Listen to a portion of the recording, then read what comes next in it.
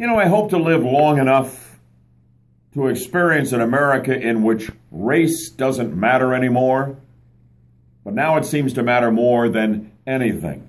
And in the context of all that's gone down with these nationwide protests over the grand jury decisions in Ferguson and up in Staten Island and other incidents as well of white members of law enforcement and how they've behaved toward bad acting members of the black community, has just consumed the public debate and dialogue, and a lot of showtime on Bud Hedinger Live as well.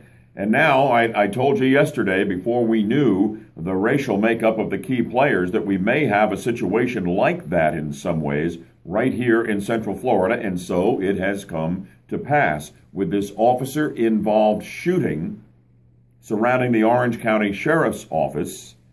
A deputy shot and critically injured a black man who was apparently in a stolen car and refusing to obey the commands of the officers.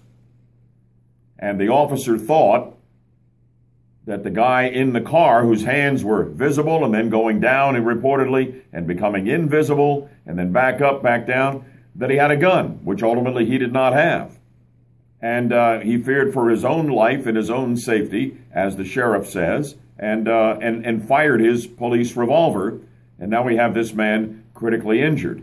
FDLE is going to do an investigation. But if this, again, results in a finding that the police were justified in what they were doing, and that a white cop was justified in shooting a black suspect, we could have an explosive Ferguson-like situation and protests in the streets and goodness knows what else right here in Central Florida. Again, will any of us ever live long enough to get to the point where we can look at these cases through something other than the prism of race and racial divide? We can only hope and pray.